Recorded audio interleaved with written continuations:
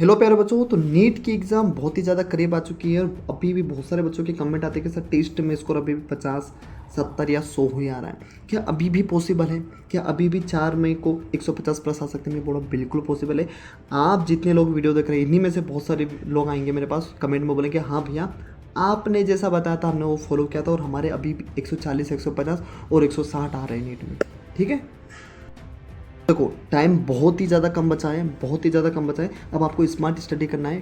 ठीक है, कम टाइम बचा है, वर्क ज़्यादा करना है। तो करना क्या आपको, मैं आपके लिए कुछ प्लान बना के लाया हूँ, प्लान ए, प्लान बी और प्लान सी। अगर आप इनको अच्छे से फॉलो करते हो, तीनों प्लान को अच्छे से फॉलो करते हो, तो ये 150 लाना, 160 लाना बहुत बड़ा चैलेंज नहीं है। ठीक है, तो बारी बारी से अपन बात करेंगे। एक भी पॉइंट आपको स्किप नहीं करना है। ठीक है, और हर चीज़ को ध्यान से सुना, अपनी कॉपी पेन निकाल के बैठ जाओ, जो मैं बोलता था उसको लिखते हुए जाना। इस गोल को अचीव करने के लिए सिर्फ 15 चैप्टर्स आपको खतरनाक करने हैं। ऐसे करने के लिए एक क्वेश्चन भी आपके यहाँ से कटने नहीं चाहिए। अब वो कैसे करना है बारी बारी से आपको बात करनी है। तो 15 चैप्टर्स जो मैं आपके लिए लेके आया हूँ, जो आपको 150 दिला सकते हैं। ठीक है, इसके अलावा भी ऐसा तो है नहीं कि तुम सुन नहीं पारो। भाई तुमने 2-4 चैप्टर तो पढ़े होंगे, कहना कि तुमने साल भर पढ़ाई करी है। ठीक है, ऐसा तो है नहीं कि तुम सुन नहीं पाए। अभी भी तुम्हारे 50, 60, 70, 100 नंबर आ ही रहे हैं। ठीक है, तो मतलब कुछ ना कुछ चैप्टर आपके कंप्लीट है, तो उसको भी अच्छे से कर लेना आप। ठीक है, और भी अच्छा स्कोर हो सकता है। दो लिस्ट में आपके लिए लेके आया हूँ। वो इसमें सबसे पहले आता है मूल कंसेप्ट, जिससे 2 क्वेश्चन देखने को मिलते हैं, 8 मार्क्स यहाँ से आते हैं। एटॉमिक स्ट्रक्चर 3 क्वेश्चन, जहाँ से 12 मार्क्स आपको देखने को मिलते हैं। इक्विलिब्रियम 3 से 4 क्वेश्चन हर साल यहाँ से देखने को मिलते हैं, यहाँ से 20 नंबर का पूछा जाता है। ठीक है, केमिकल बॉन्डिंग 3 से 4 क्वेश्चन, पेरियोडिसिटी 3 से 4 क्वेश्चन, थर्मोडायनेमिक्स यहाँ से भी बहुत इंपॉर्टेंट क्वेश्चन है, ये फिजिक्स में भी आता है, तो 3 से 4 क्वेश्चन है इसमें से। आता है कोऑर्डिनेशन कंपाउंड, जहाँ से 3 क्वेश्चन, इलेक्ट्रोकेमिस्ट्री 2 से 3 क्वेश्चन, जीओसी यहाँ से 4 क्वेश्चन आ जाता है, एल्डिहाइड कीटोन से 3 क्वेश्चन आता है, एल्कोहल फिनोल ईथर बहुत इंपॉर्टेंट चैप्टर है, 3 क्वेश्चन देखने को मिलता है, 12 मार्क्स यहाँ से आता है। सॉल्यूशन जो कि मोल कंसेप्ट से कहीं ना कहीं रिलेटेड है, 2 क्वेश्चन यहाँ से देखने को मिलेगा तुम्हें। Hydrocarbon 3 question, chemical kinetic 2 question और एल्किल हैलाइड 2 क्वेश्चन।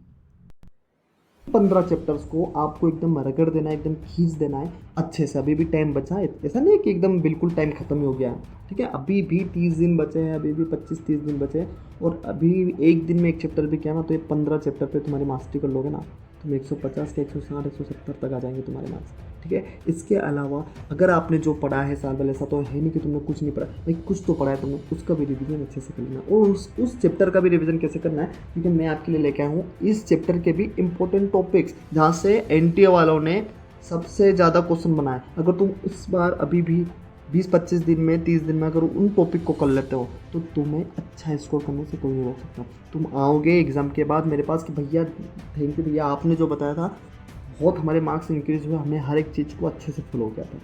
ठीक है, को अचीव करने के लिए मैं आपके लिए कुछ प्लान बना के लाया हूँ, ABC। ठीक है, अपने को प्लानिंग करनी पड़ेगी, स्मार्ट अप्रोच लगाना पड़ेगा। तुम अगर नॉर्मल घिसी पिटी ज़िंदगी से अगर रिवीजन कर रहे हो, पढ़ाई कर रहे हो, तो भाई मुश्किल है फिर।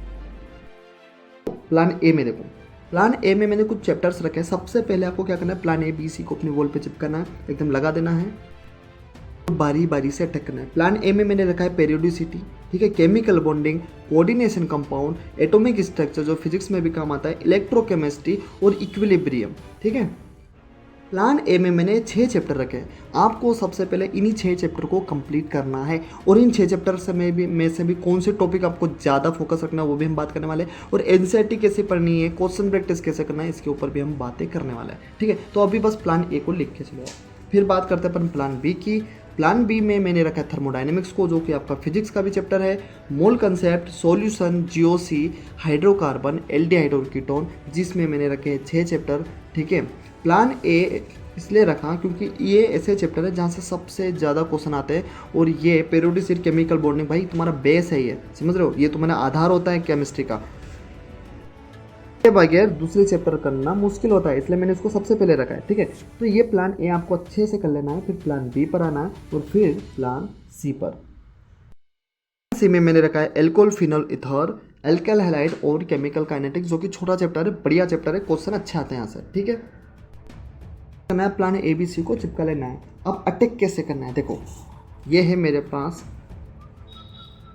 प्लान ए बी सी को कैसे करना है। देखो आप अपनी क्षमताओं के अनुसार, ए में 6 चैप्टर है तो आप 6 दिन, 7 दिन, 8 दिन आप अपनी व्यवस्था के अनुसार लिख सकते हैं। एग्ज़ाम बहुत करीब है तो उस हिसाब से आपको वर्क करने की ज़रूरत है। तो ए अगर मैं मेरे हिसाब से बताऊं तो आप एक दिन में एक चैप्टर करना ही पड़ेगा क्योंकि टाइम लिमिटेड है भाई साहब, ठीक है। तो फिर भी मैं एक दिन एक्स्ट्रा दे रहा हूँ आपको। प्लान ए में 6 चैप्टर जो आपको कोशिश करनी है, एकदम रगड़ देना है, ठीक है। भले नींद कम लेनी पड़े, कमर दर्द करे, सिर दर्द करे, लेकिन आपको करना है। प्लान ए में 6 चैप्टर है जो आपको 7 दिन के अंदर कंप्लीट करना ही करना है। बी में भी 6 चैप्टर है जिसके लिए आप 7 दिन ले लो भले, और सी चैप्टर है जिसमें 3 चैप्टर है तो आप 3 दिन आसानी से लग सकते हो। तो ये करीब करीब अपना कितने दिन हो रहे हैं, 17-18 दिन हो रहे हैं। बाकी के दिन आप वापस इनको रिवाइज करना है, प्लान ए बी सी को, ठीक है। और इसी पैटर्न में प्लान ए को रिवाइज करना, फिर बी को, फिर सी को, ठीक है। अब बारी बारी से अपन बात करते हैं कि पढ़ना कैसे है ना, कहाँ से पढ़ना है, क्वेश्चन प्रैक्टिस कैसे करनी है। देखो ध्यान से देखना है ना, मैंने आपको ये चैप्टर्स बताया, इसमें फिजिकल के भी है, ऑर्गेनिक के भी है और इनऑर्गेनिक के भी है। ऑर्गेनिक में आपको क्या करना है, जो मैंने एमपी चैप्टर्स बताया सबसे पहले उसको करना है, फिर मैं इसके बाद में आपको एमपी टॉपिक्स भी बताने वाला हूँ, आपको उनको उठाना है, फिर एनसीईआरटी रिएक्शन और फिर प्रीवियस ईयर के क्वेश्चन करना है। प्रीवियस ईयर इसलिए क्योंकि पूरा पेपर प्रीवाईक्यू बेस्ड आता है, एनसीईआरटी की रिएक्शन से बहुत बार क्वेश्चन पूछे जाते हैं, ठीक है। अब देख लेते हैं ऑर्गेनिक को पढ़ना कैसे है। देखो ये है मेरी ऑर्गेनिक केमिस्ट्री। जब आप ऑर्गेनिक केमिस्ट्री पढ़ो तो या तो आप लेक्चर देखो वन शॉट, लेकिन अपनी एनसीईआरटी में रिएक्शन जरूर करना, ठीक है। एनसीईआरटी में जो ब्रैकेट में लिखे हैं इंटेक्स क्वेश्चन जो है, यहाँ से डायरेक्ट क्वेश्चन आ चुका है, डायरेक्ट क्वेश्चन आते हैं, तो आपको ब्रैकेट वाले क्वेश्चन बिल्कुल भी नहीं छोड़ने। ऑर्गेनिक में सारी नेम रिएक्शन अच्छे से कर लेना है आपको, ठीक है। की पॉइंट्स, हाईलाइटेड पॉइंट्स अच्छे से कर लेना है, ठीक है। नेम रिएक्शन छोड़ना नहीं है, ठीक है। सारी चीज़ों को अच्छे से देख लेना है, ठीक है।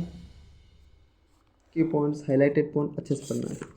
सबसे ज़्यादा है नेम रिएक्शन इसमें, जैसे ये हो गई, रीमन टीमन रिएक्शन हो गई, ठीक है। तो ये सारी चीज़ें आपको एनसीईआरटी की रिएक्शन आपको अच्छे से आनी चाहिए।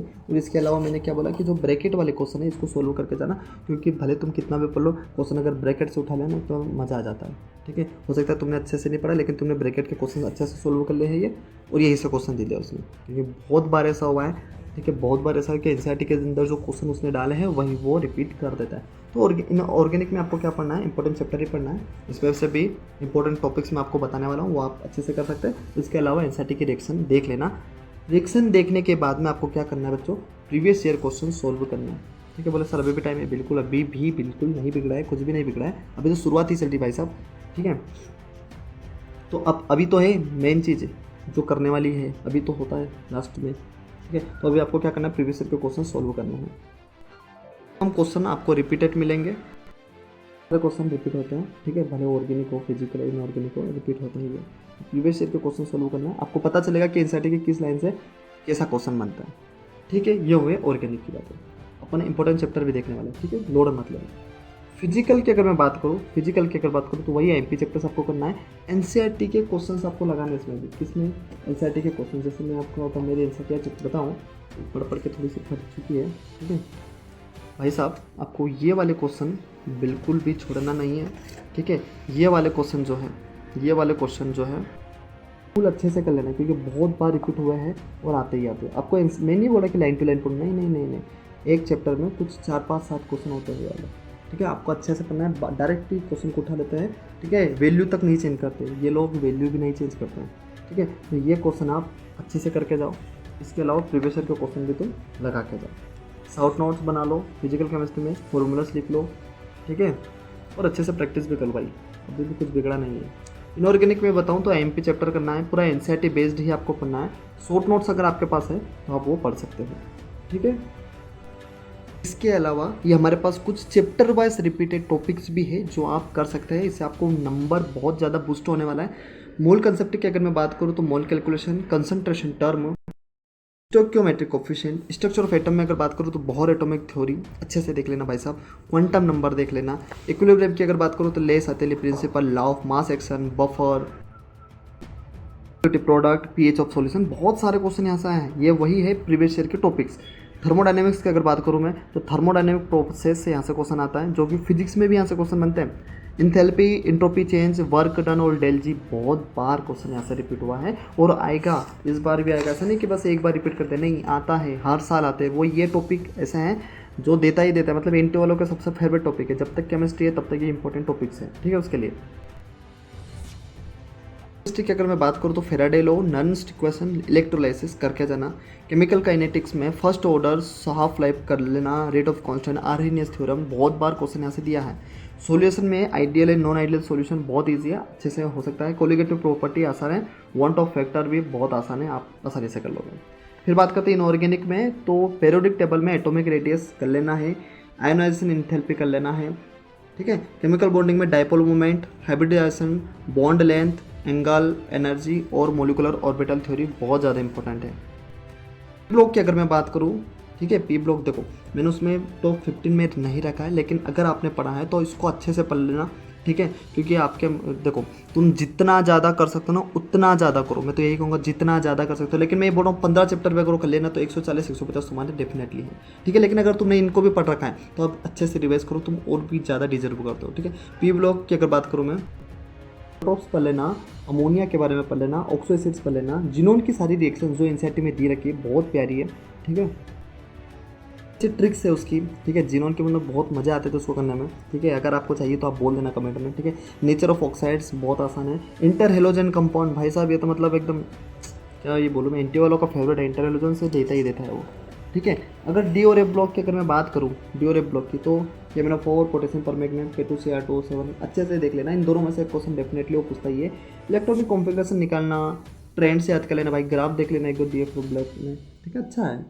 कोऑर्डिनेशन कंपाउंड जो कि बहुत ज़्यादा इंपॉर्टेंट क्वेश्चन है, 3 क्वेश्चन यहाँ से देखने को मिलता है। वीबीटी, सीएफटी से आइसोमराइजेशन पूछ लेगा, आईयूपीएससी आपसे लेक्चर आपसे पूछ लेता है, ठीक है, बहुत आसान है। ऑर्गेनिक केमिस्ट्री में आपको कौन सा टॉपिक करना है, जीओसी में अगर मैं बात करूँ, आईयूपीएससी नेमिंग कर लेना भाई साहब, आइसोमराइजेशन कर लेना, कौन सी वो देख लेना, एसिड बेस स्ट्रेंथ देख लेना। हाइड्रोकार्बन में एरोमेटिक और एल्किन बहुत ज़्यादा इंपॉर्टेंट है, बहुत बार रिपीट हुए क्वेश्चन।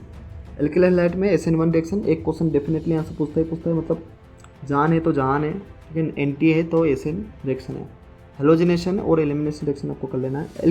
एल्डिहाइड और कीटोन की अगर बात करूँ, एल्डोल कंडेंसेशन और किनेजानो रिएक्शन सबसे ज़्यादा रिपीट होने वाले क्वेश्चन है ये, और इस चैप्टर में से सारी रिएक्शन देख लेना आप एनसीईआरटी, ठीक है।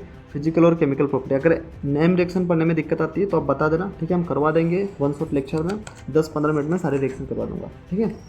एल्डोल फिनोल ईथर की अगर मैं बात करूँ तो इसमें आप नेम रिएक्शन अच्छे से कर लेना, एल्कोहल फिनोल की फिजिकल और केमिकल प्रॉपर्टीज देख लेना, ठीक है। अमीन्स में HNO2 की रिएक्शन देख लेना, बेसिक स्ट्रेंथ, डायजोनियम साल्ट पे बहुत बार क्वेश्चन आया है, और अमीन वाला चैप्टर भाई बच्चा चैप्टर है तो नेम रिएक्शन भी आपको कर लेना है। तो ये थे आपके सबसे ज़्यादा रिपीट होने वाले टॉपिक्स, मैंने आपको बता दिए चैप्टर्स भी, उसको कैसे करना है ये भी बता दिया। इसके अलावा भी अगर कुछ तकलीफ़ें हैं तो आप साझा कर सकते हैं, ठीक है। एग्ज़ाम बहुत करीब आ गई है तो अभी उठो, जागो और मेहनत करके लग जाओ। हमसे जितना बन रहा है हम मेहनत कर रहे हैं आपके लिए, आप अपने लिए भी मेहनत करें, ठीक है। इसके अलावा भी अगर कुछ है, कहीं दिक्कत आ रही है, कुछ समझने में दिक्कत आ रहा हो रहे हो, तो बिल्कुल आप अपनी चीज़ों को शेयर कर सकते हैं, ठीक है। और बिल्कुल भी डिप्रेस नहीं होना भाई, ठीक है भाई। 1 महीने बाद एग्ज़ाम है, अपने को अच्छे से प्रिपेयर करना है, खुद को भी अच्छे मेंटेन रखना है। क्या ही डिप्रेस्ड होना, डिप्रेस बिल्कुल भी नहीं होना है, ज़्यादा सोचना भी नहीं है। अभी सिर्फ मेहनत करने का टाइम है, सिर्फ मेहनत करो, परिणाम का तो ठीक है, पर अभी तो सिर्फ मेहनत ही करो, तुम्हारे हाथ में सिर्फ मेहनत ही है। तुम अभी भी 1 महीने में रिजल्ट चेंज कर सकते हो, समझ रहे हो, तो अभी भी रिजल्ट चेंज कर सकते हो। अभी उठ जाओ, भिड़ जाओ और रगड़ो अपने आप को, घिसो अपने आप को। अभी से प्लान ABC लिख लो, वॉल पे चिपका दो, करते जाओ, टिक मारते जाओ, उसको बना लो कि प्लान A मुझे इतने दिन में करना है, प्लान B मुझे इतने दिन में करना है, प्लान C मुझे अपने दिन में करना है, और अपनी जर्नी को एकदम बेहतरीन बनाओ और अगले महीने फोड़ के आओ नेट को, ठीक है। अभी जो 4 मई को आ रहा है ना, नेक्स्ट मंथ मई में फोड़ के आओ उसको, ठीक है। ओके, मिलते हैं अगले वीडियो में, तब तक के लिए गुड बाय।